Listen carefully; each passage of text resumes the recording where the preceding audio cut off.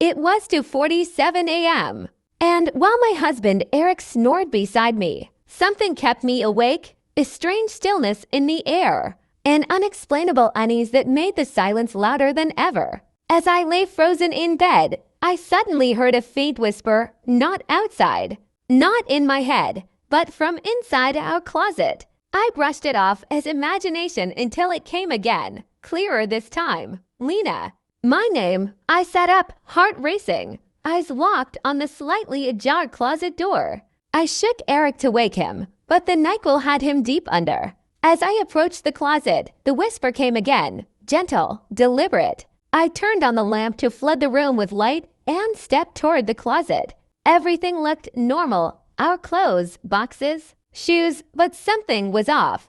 The hardwood floor felt soft, spongy. I touched it, dirt. Our closet floor had turned to cold, wet soil. Eric stirred and joined me, confused until he stepped in and saw it for himself. Then he noticed something I hadn't, the trapdoor on the ceiling. With a hanging cord, he pulled it and a wooden ladder dropped down, leading up into a space that wasn't supposed to exist. Against my better judgment, we climbed. At the top was a room, not our attic, but a massive, dustless chamber with a single flickering bulb and a suffocating stillness. As we tried to understand what we were seeing, the ladder vanished, sealing us in. Then, from the shadows, a tall, thin figure emerged. Wearing a black suit, its face a blank canvas. It whispered my name again, and as Eric shielded me, the being's chest unfolded like paper, revealing a small, pale hand that extended a photograph.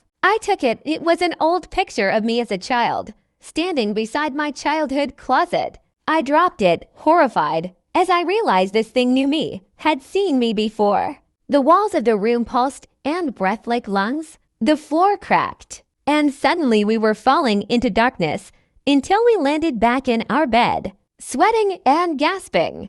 The closet was closed. Everything looked normal. But the photo from the dream, it was real. Sitting among my childhood albums, and in its shadowed corner stood the same faceless figure, watching. We tried to leave the house, but something wouldn't let us. Roads disappeared, phones died, and the world around us felt erased. Every night at 2:47, the whisper returns. And now Eric whispers too, in his sleep. My name, Lena.